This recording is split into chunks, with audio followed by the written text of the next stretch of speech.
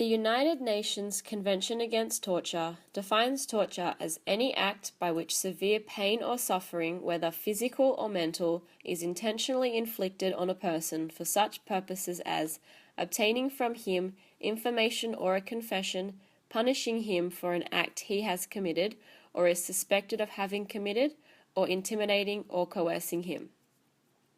According to Amnesty International, the most horrific forms of torture include waterboarding or simulated drowning, stress positions, complete isolation, sensory deprivation, also known as white torture, and prolonged denial of sleep and rest. Abu Ghraib, a place that has been made famous for all the wrong reasons. It was here that prisoners of the Iraq War were physically and sexually abused, raped, killed, and tortured by American soldiers, all for reasons that have never been fully explained or justified. It is here that we see the United States does not follow the United Nations Convention Against Torture, a treaty that they ratified into their laws a long time ago. The image that you now see on screen is proof of the violations against human rights that have occurred at Abu Ghraib. The prisoners, in many circumstances, were hooded, cuffed, yelled at, beaten, broken, or in the case of this image, doused in water before being electrocuted. The image is a powerful one. For many, it represents the injustice of the war in Iraq, the corruption of the American army, and the fact that torture is still rife in war. However, according to George W. Bush, their treatment does not reflect the nature of the American people. The definition of torture is a difficult one to determine. According to David Sussman in his article Defining Torture, it has a long and varied history and has proved resistant to any clear definition. The definition of torture from the United Nations Convention Against Torture is effective in providing a definition. However, it does not specifically address the central question of what counts as the infliction of suffering, or in a broader sense, be able to distinguish torture from other forms of coercion, manipulation, and intimidation. Recent discussions of torture aim to define torture based on the severity of suffering involved in the abuse. In the United States, the U.S. Code states that in order to be able to define torture, physical pain must be inflicted on a captive in such ways which lead to a distinctive level of pain. Sussman further explores this idea by saying that in order to define torture as so, harm must result from physical pain or the threat of pain or death. Under the same U.S. Code, mental harms constitute torture only when they evoked a long-lasting psychological effect on the subject. Sussman refutes this in saying that this definition is not plausible. Sussman follows by introducing his own definition of torture, in saying that torture is not just the infliction of intense pain, but also the alienation of a victim from his or her own bodily and emotional life. Sussman believes that for torture to occur, there must be some form of relationship between the perpetrators and the victim, and the perpetrators will often see themselves as superior. Sussman developed ways in order to look at and define torture. The first point he raises is, typically in cases of torture, victims see themselves completely at the mercy of their tormentors. The second point is a victim must be unable to shield themselves in any significant way. And the third point, they must be unable to evade or fight back. If all three of these elements are met, then a case may be defined as torture. Generally, victims of torture are often kept in the dark about many details surrounding their abuse, such as where they are, why they are being tortured, who might be making the decisions, how long they have been confined, and even whether it is day or night. The victim is in a situation of complete vulnerability and exposure, and the torture in one of perfect control. By looking at Sussman's three elements to define torture, it becomes a lot easier to define a case as torture. If we take Sussman's definition and look at the media item of an image from Abu Ghraib prison in Iraq, we can clearly see that this was a case of torture. The first element being that victims are at the mercy of their tormentors. In the case of Abu Ghraib, The victims were prisoners and were forced to do inhumane things at the command of the guards. This satisfies Sussman's first element of the definition of torture. The second element of Sussman's definition looks at the victims being able to shield themselves from abuse.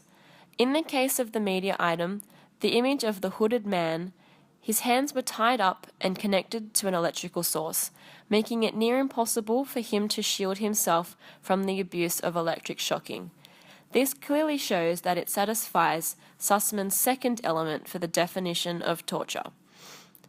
The third and final element being that victims are unable to fight back. This was certainly the case in Abu Ghraib. The prisoners were handcuffed and often blindfolded, giving them very little chance of fighting against their tormentors, satisfying the third point of Sussman's definition.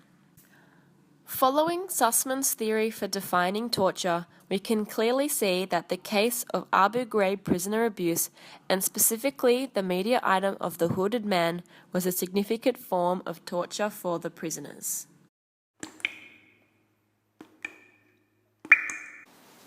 Dr. Ruth Blakely is a professor of politics and international relations at the University of Kent in the UK. She has written extensively on terrorism, state violence, and torture, and is considered as being a leading scholar in the field. In 2007, Blakely put out an article titled "Why Torture?" as a way of developing a framework for the notion of torture. Blakely proposes that torture fits into three separate models, known as the security model, the stability model, and the legitimacy model. The security model is seen as the most dominant model of torture in use today. Its purpose is to torture individuals with the intent of gaining information that can then be used to increase security against threats. They have information that, if you are able to extract, increases your chances of increasing security and protecting the lives of many innocent individuals. The stability model, defined by Blakely, sees torture as a tool of state terror to discipline the population and suppress potential or actual political opposition that would pose a threat to the interests of the elites. Blakely here is describing a model where the government will actively torture its own people to keep them in line and to quell any thoughts of opposition or revolution by the citizens of that political state. In my mind, the most obvious and fitting example of this model is a fictional one. The Hunger Games series, written by Suzanne Collins, tails the districts of Panem who are overseen by the capital. For 75 years, each district has given up one male and one female child to compete in the Hunger Games, a televised fight to the death. Apart from being entertainment for the capital, the games exist in order to remind the citizens that they would forever be under the capital's control. The third and final model for torture is the legitimacy model. Under this model, states work towards securing confirmation that their actions are justified and that in certain circumstances they have the right and moral obligation to enforce torture on certain individuals. This method is similar to the security model, with the key difference that in this model they ask for permission and a go-ahead first. Under this model, only certain individuals who have been deemed as trustworthy are allowed to torture, and only when given explicit permission. So which of these three models do you feel applies to Abu Ghraib? In a way, a combination of all three models would be appropriate when examining the torture inflicted onto the prisoners in that prison. Firstly, the security model applies as the prisoners were used in order to extract information in order to increase the American Army's intelligence, with which they potentially could then use to increase their homeland defensive strategies. Secondly, the stability model is able to be applied in the sense that by the release of this footage, the American Army has been presented as a force to be reckoned with. By having footage of the Americans on the Iraq homeland committing these acts of torture, they were able to instill fear into the people, that they were in control and that the people of Iraq were hopeless and at their mercy. Finally, the legitimacy model applies as after these pictures were released, it was revealed that these acts of torture were supported by documentation from 2002, a year before the invasion of Iraq, known as the torture memos.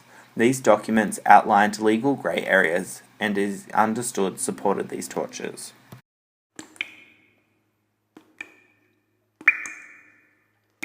Throughout this presentation, we have taken a course of action to prove why we are able to classify the case of Abu Ghraib as torture, despite what American officials claim. Even though we have proven without a doubt that this was a case of torture, we have yet to examine why this occurred in the first place. Fisk, Harris, and Cuddy point out in their psychological journal that maybe we are not able to blame the American soldiers fully for their actions. Rather, we must place some of the blame on the scenario that they have been put in. Fisk, Harris, and Cuddy make the observation that under the right circumstances, virtually anyone can be aggressive if sufficiently provoked, stressed, disgruntled, or hot. If we hold this to be fact, then our media item has indeed been created under these conditions. The article justifies the actions of the soldiers by saying, "The soldiers were certainly provoked and stressed, at war, in constant danger, taunted and harassed by some of the very people that they were sent to save, and their comrades were dying daily and unpredictably. Their morale suffered, they were untrained for the job, their command climate was lax, their return home was a year overdue, their identity as disciplined soldiers was gone, and their own amenities were scant. Heat and discomfort also doubtless contributed."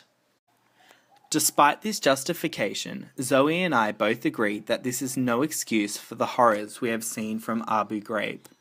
Every time we look at our media item, we feel hardly any sympathy for the soldiers doing these acts of torture.